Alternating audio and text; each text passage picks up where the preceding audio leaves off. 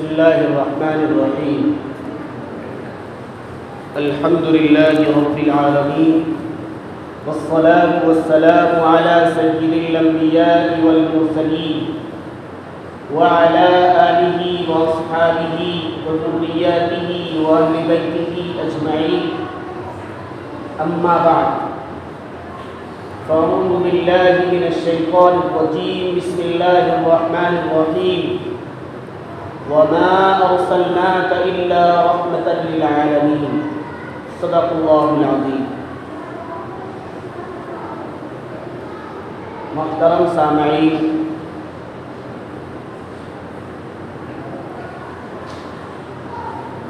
عربی مہینوں کے اعتبار سے یہ مہینہ سفر کا چل رہا ہے، دوسرا مہینہ. آج یا کل چاند نکل آئے گا تو دوسرا مہینہ ختم ہو جائے گا. تیسرا مہینہ ربیع الاول کا ہے، جس میں نبی کریم صلی اللہ علیہ وسلم کی پیدائش ہوئی. عام طور پر نبی کریم صلی اللہ علیہ وسلم کی پیدائش کے واقعات، ان کی سیرت کے واقعات اور ان کی زندگی کے واقعات بیان کیے جاتے ہیں.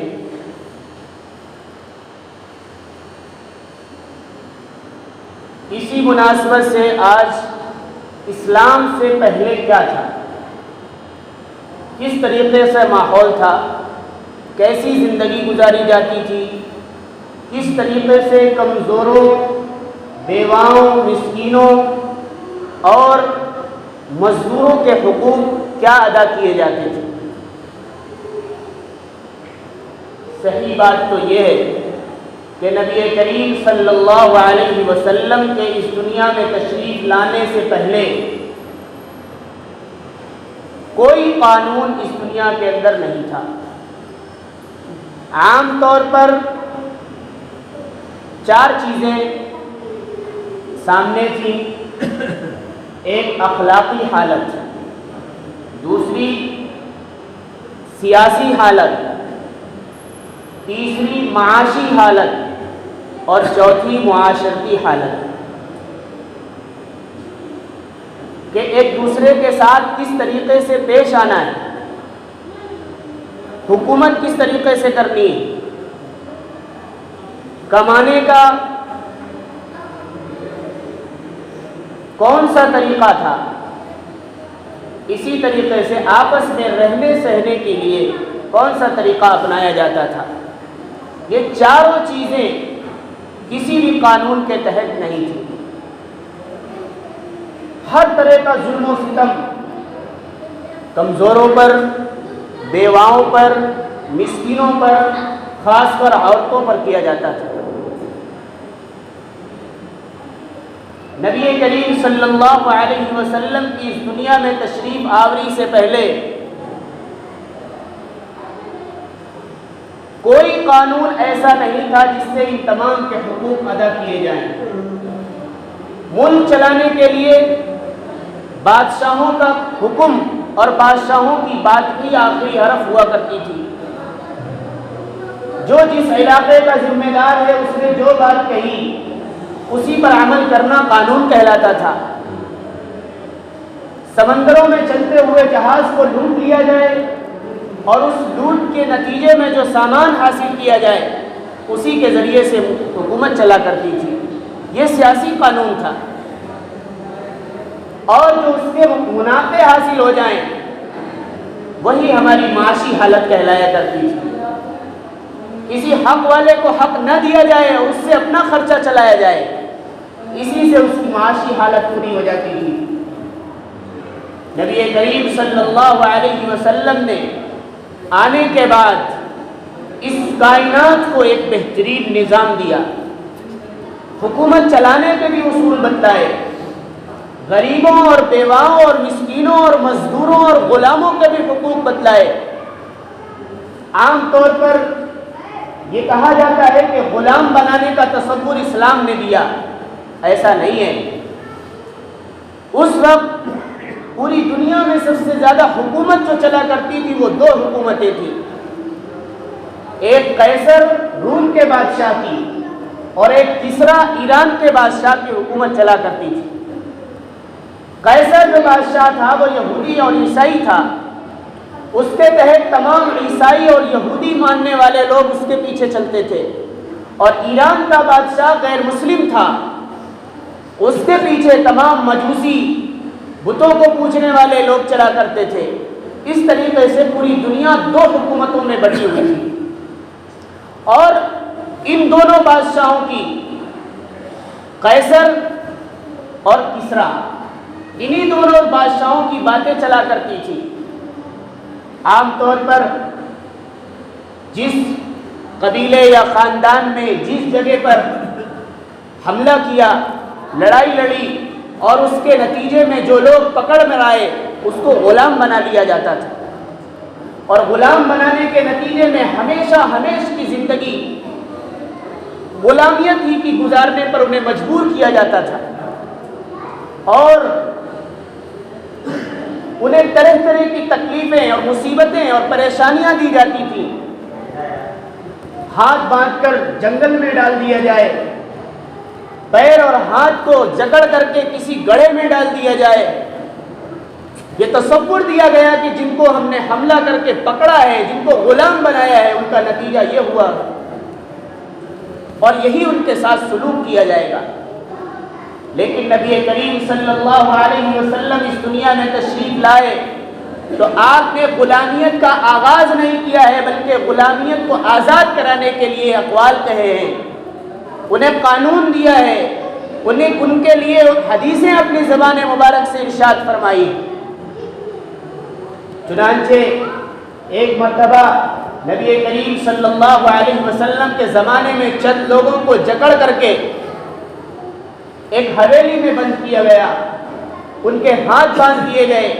نبی کریم صلی اللہ علیہ وسلم کی پوری رات نیند نہیں آئی۔ آپ نے اپنی بیوی حضرت عائشہ سے فرمایا کہ آج مجھے پوری رات نیند نہیں آئی۔ آپ کی اس چہیتی بیوی نے پوچھا کیا بات ہے کہ آپ کو نیند نہیں آئی؟ کہا کہ ان قیدیوں کے اندر بہت سارے لوگ پریشان ہیں، بہت سارے لوگ بھوکے ہیں، بہت سارے لوگ تکلیف میں ہیں، تڑپ رہے ہیں، جن کی بھوک کی شدت کی وجہ سے، جن کی تکلیف کی شدت کی وجہ سے مجھے نیند نہیں آتی۔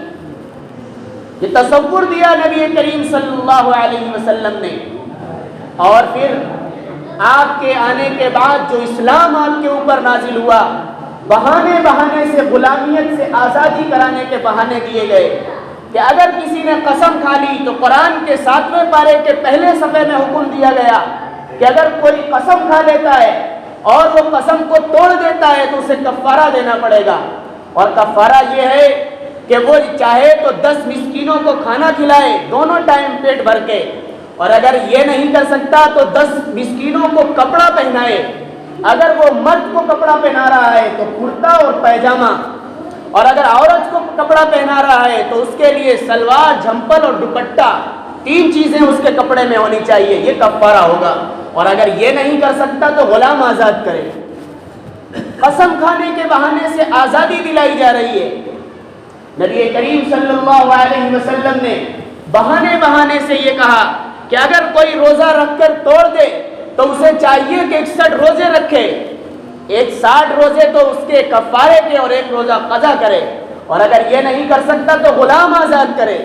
اسلام نے تو آزادی کا پیغام دیا، ہر موڑ پر آزاد کرایا، لیکن آج عام طور پر یہ تصور کیا جاتا ہے کہ اسلام نے غلامیت کا آغاز کیا ہے۔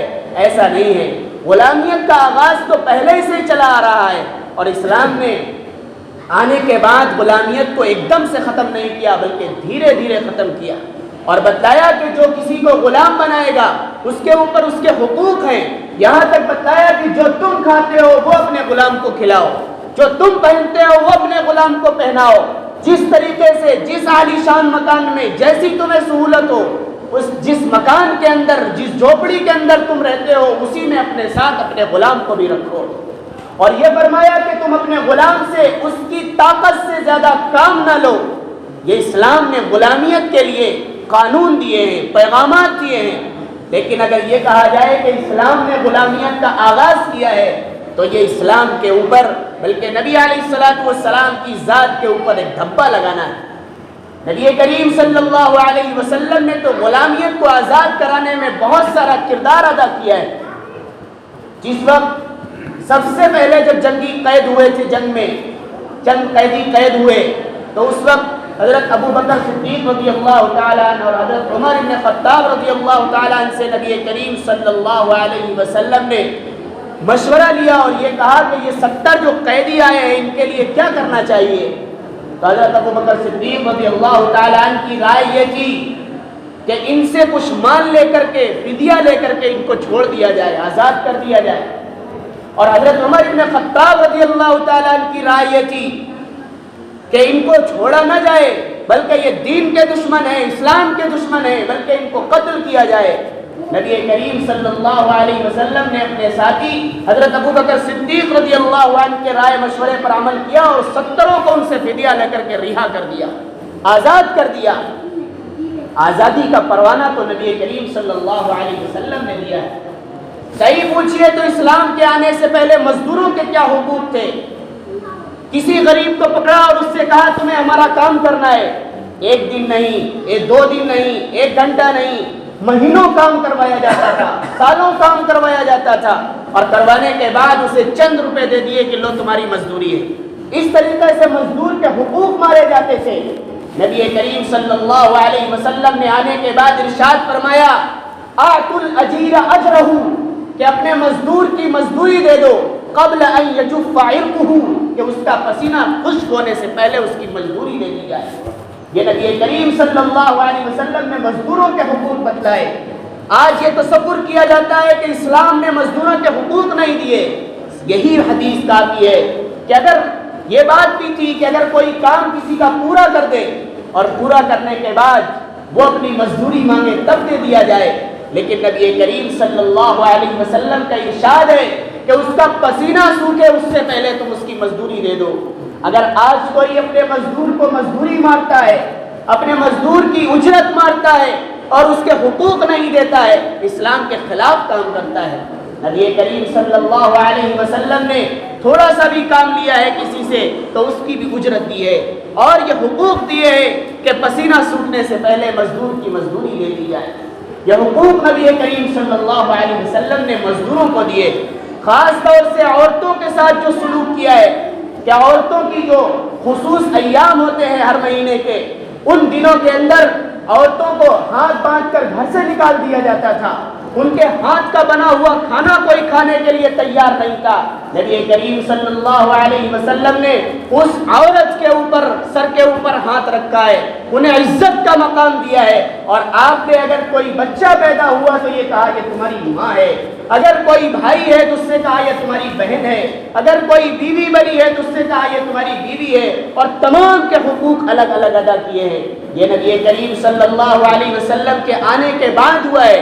نبی کریم صلی اللہ علیہ وسلم نے زمانے جاہلیت کی طرح جو رواج عام تھے، بازاروں میں گھومنا، یہاں تک آتا ہے کیسر و کسرا کے جو بازار لگتے تھے اس کے اندر شو پیس کے طور پر عورتیں سجائی جاتی تھی اور بولی لگائی جاتی تھی، جو چاہے جتنے روپے دے کر کے خرید لے۔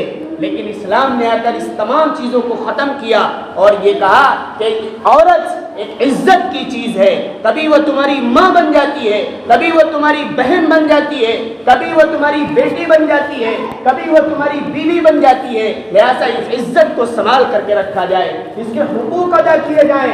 جس طریقے سے کھانے کی ذمہ داری تمہاری ہے، اسی طریقے سے عورت کی ذمہ داری بھی تمہیں دی جاتی ہے۔ جس طریقے سے گھر میں رہنے کی ذمہ داری تمہاری ہے، اسی طریقے سے گھر کے اندر رکھنا شوہر کی ذمہ داری اسلام نے بتایا۔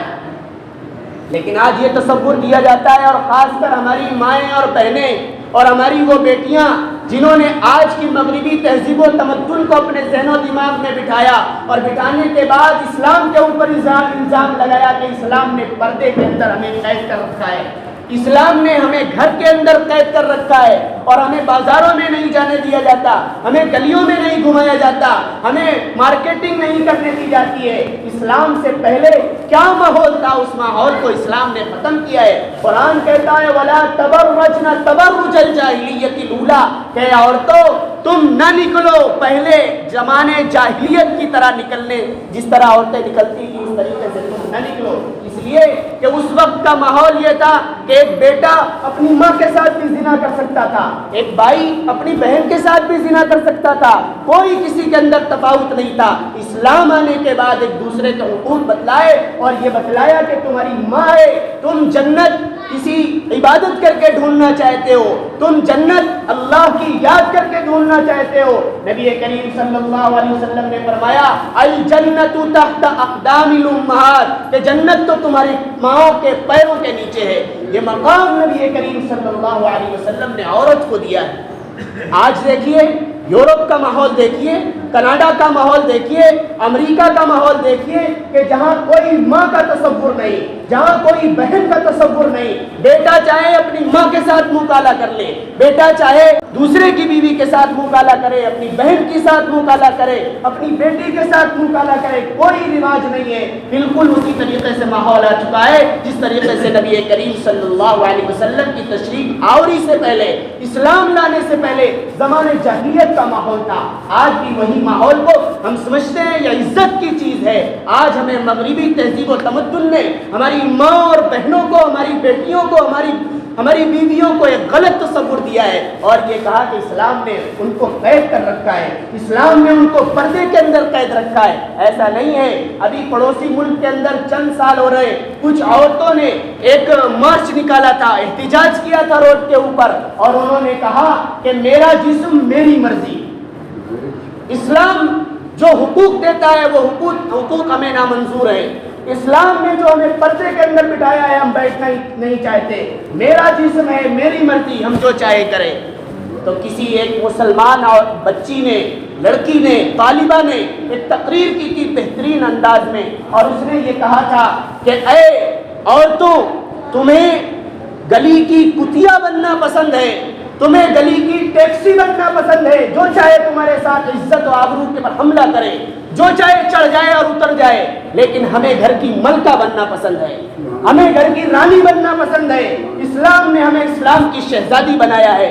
ہم اس چہار دیواری کے اندر رہیں گے اور اس گھر کے اندر ہماری حکومت چلے گی۔ بیوی چاہے گی یہ پنکھا خراب ہے تو فوراً اس کو بدلا جائے گا، بیوی چاہے گی یہ گھر اچھا نہیں ہے اس کو بدلا جائے گا، اس چہار دیواری کے اندر اس کی حکومت چلے گی۔ لیکن اگر تم اس چہار دیواری کے باہر نکلتی ہو تو تمہارے اوپر بھیڑیے حملہ کریں گے، درندے حملہ کریں گے، تمہاری عزت و آبرو کے ساتھ کھلواڑ کیا جائے گا اور تم سمجھو گی کہ یہ ہمارے ساتھ بہت اچھا کیا جا رہا ہے، حالانکہ اسی طریقے سے زمانے جاہلیت میں کیا جاتا تھا۔ نبی کریم صلی اللہ علیہ وسلم نے آنے کے بعد ہمیں یہ پیغام دیا ہے کہ اسلام آنے کے بعد عورتوں کی عزت کی جائے، ماں کی عزت کی جائے۔ نبی کریم صلی اللہ علیہ وسلم نے تو یہاں تک فرمایا کہ اگر کوئی اپنے ماں باپ کے اوپر محبت بھری نگاہ سے ایک بار دیکھے گا اسے مقبول حج کا ثواب ملے گا۔ یوں تو کتنے لوگ حج کرنے جائیں گے اور جانے کے بعد پتہ نہیں کون سی غلطی ہو جائے جس کی وجہ سے ہمارا حج قبول نہ ہو، لیکن ایک مرتبہ محبت بھری نگاہ سے اپنی والدہ کے اوپر، اپنے والدین کے اوپر محبت سے نگاہ ڈال دی جائے تو نبی کریم صلی اللہ علیہ وسلم نے فرمایا کہ مقبول حج کا ثواب ملے گا۔ یہ اسلام نے تصور کیا ہے۔ عام طور پر یہی چیزیں تھیں۔ ایک آخری بات یہ ہے کہ نبی کریم صلی اللہ علیہ وسلم کے آنے کے بعد سب سے زیادہ حقوق بیواؤں کو دیے گئے ہیں۔ وہ نبی کریم صلی اللہ علیہ وسلم جو پوری دنیا کے کائنات کے سردار ہیں، جن کے صدقے میں یہ کائنات بنی ہے، آپ صلی اللہ علیہ وسلم نے کنواری لڑکی سے صرف ایک شادی کی ہے اور بیواؤں سے 10 شادیاں کی۔ آپ نے یہ تصور دیا کہ جن کا کوئی پرسان حال نہیں ہے اس کو اس کے ساتھ نکاح کر کے، شادی کر کے، پاکیزہ رشتہ اپنا کر کے ان کی آپ خبر گیری کیجئے، ان کی دیکھ بھال کیجئے۔ آپ تاریخ اٹھائیے، آپ صلی اللہ علیہ وسلم کی پوری زندگی میں 11 بیویاں ہوئی ہیں، ایک بیوی جو کنواری ہے اور ان کی عمر اس وقت 12 سال یا 9 سال کی تھی، اس وقت آپ کی شادی ہوئی ہے، لیکن اس کے علاوہ کسی بیوی کی کی 40 سال کی عمر پر شادی ہوئی ہے، کسی بیوی کی 33 سال پر شادی ہوئی ہے، کسی کی 55 سال کی عمر میں شادی ہوئی ہے۔ یہ تصور دیا اسلام نے کہ بیواؤں اور مسکینوں کی کفالت کی جائے، ضرورت مندوں کی ضرورت پوری کی جائے۔ اگر عام طور پر ایسا ہی ماحول رہتا تو آج ان کی کوئی پرسان حال نہ ہوتا، ان کو کوئی دیکھنے والا نہیں ہوتا۔ لیکن نبی کریم صلی اللہ علیہ وسلم نے اپنے کردار سے یہ تصور دیا کہ جن کا کوئی پرسان حال نہ ہو، اسلام اس کو عزت دیتا ہے، اسلام ان کی خبر گیری رکھتا ہے۔ ایک واقعہ ہے کہ ایک عورت دو اپنی بچیوں کو ایک گود میں لے کر کے اور ایک کی انگلی پکڑے ہوئے نبی کریم صلی اللہ علیہ وسلم کے گھر آتی ہے، اور آنے کے بعد حضرت عائشہ صدیقہ رضی اللہ عنہا سے فرماتی ہے کہ میرے شوہر شہید ہو چکے ہیں یا انتقال ہو چکا ہے، میں بیوہ ہوں، یہ دونوں بچیاں ہیں، میرے پاس کچھ کھانے پینے کو نہیں ہے، کئی دن ہو گئے ہیں، یہ بچیاں بھی بھوک سے بلک رہی ہیں، میں بھی بھوک سے تڑپ رہی ہوں، مجھے کچھ کھانے کو دے دو۔ نبی کریم صلی اللہ علیہ وسلم کی وہ بیوی جس میں کھجور رکھے جاتے تھے، کھجور کا توشے دان تھا، اس میں ہاتھ ڈالا تو صرف 2 کھجوریں ملی ہیں، اور وہ لے کر کے آئی ہیں، اور انہوں نے یہ کہا کہ اے عورت یہ کھجور لے، یہ تیری ہے، اور اس کھجور میں سے آدھی آدھی اپنی دونوں بچیوں کو کھلا دے۔ لیکن وہ بچیاں بھوکی تھیں، دونوں نے ایک ایک کھجور لیے ہیں، اور لینے کے بعد کھا لیے۔ پھر وہ حضرت عائشہ اندر جاتی ہے، دوسرے کھجور کے توشے دان میں ہاتھ ڈالتی ہیں تو ایک کھجور اور ملتی ہے، اور کہتی ہیں کہ یہ کھجور لے تیری ہے، لیکن بچیاں بھوکی تھیں۔ بچیوں نے پھر ہاتھ بڑھایا ہے، وہ ماں اس کھجور کے 2 ٹکڑے کرتی ہے اور اپنی ان دونوں بچیوں کو دے دیتی ہے۔ حضرت عائشہ صدیقہ رضی اللہ تعالیٰ عنہ یہ ماجرا دیکھ رہی ہے۔ نبی کریم صلی اللہ علیہ وسلم جب شام کو گھر آتے ہیں، آپ نے پورا واقعہ بتلایا، اور انہوں نے روتے ہوئے یہ تصور دیا ہے کہ ایک عورت آئی تھی، 2 بچیاں لے کر آئی تھی، میرے پاس کچھ نہیں تھا، میں نے صرف 3 کھجوریں اسے دی تھی۔ نبی کریم صلی اللہ علیہ وسلم نے فرمایا کہ وہ عورت اگر اب دوبارہ تمہارے پاس آئے تو تم اس سے کہنا تیرے اوپر جنت واجب ہو چکی ہے، اس لیے کہ تو 2 یتیم بچیوں کی کفالت کر رہی ہے۔ کیا سہارا دیا ہے اسلام نے، جنت کی بشارت دی ہے یتیم بچوں کو اور بچیوں کی پرورش پر۔ نبی علیہ الصلوۃ والسلام نے فرمایا اگر کوئی بیواؤں کی خبر گیری کرے گا، اگر کوئی یتیم بچے اور بچی کے سر پر ہاتھ پھیرے گا تو جتنے بال اس کے ہاتھ کے نیچے آئیں گے اتنی نیکیاں اس کے صدقے میں لکھی جائیں گی، اس کے نامہ اعمال میں لکھی جائیں گی۔ اگر کوئی یتیم کی اور بیوہ کی کفالت کرے گا تو کل قیامت میں وہ میری ان 2 انگلیوں کی طرح ہوگا کہ ایک نبی کریم صلی اللہ علیہ وسلم کے ساتھ بالکل اس طرح مقام ہوگا۔ یہ تصور دیا ہے اسلام نے۔ آج لوگ کہتے ہیں کہ اسلام نے 1400 سال پرانی تہذیب کو ہمارے سامنے دیا ہے۔ آج صحیح بات تو یہ ہے کہ آج ہم نے وہی 1400 سال پرانی تہذیب ہم نے اپنے سامنے رکھ کر اپنے آپ کو روشن خیال کیا ہے، اپنے آپ کو تہذیب و تمدن والا خیال کیا ہے۔ ایسا نہیں، عزت دی ہے اسلام نے دی ہے، خواہ وہ کمزوروں کو دی ہو، خواہ وہ مزدوروں کو دی ہو، خواہ وہ بیواؤں کو دی ہو، خواہ وہ یتیموں کو دی ہو۔ آج ضرورت اس بات کی ہے کہ نبی کریم صلی اللہ علیہ وسلم کی باتوں کو اپنی زندگی میں اپنایا جائے، ان کی سیرت کو اپنی زندگیوں کے اندر داخل کیا جائے، مزدوروں کو حقوق دیے جائیں، بیواؤں کے کفالت کی جائے، یتیم بچوں اور بچیوں کے سر پر ہاتھ پھیرا جائے، اور نبی کریم صلی اللہ علیہ وسلم کے طریقے کے مطابق زندگی گزاری جائے۔ دعا کرتے ہیں رب ذوالجلال کہنے سننے زیادہ عمل کی توفیق مرحمت فرمائے۔ سنتیں پڑھیے۔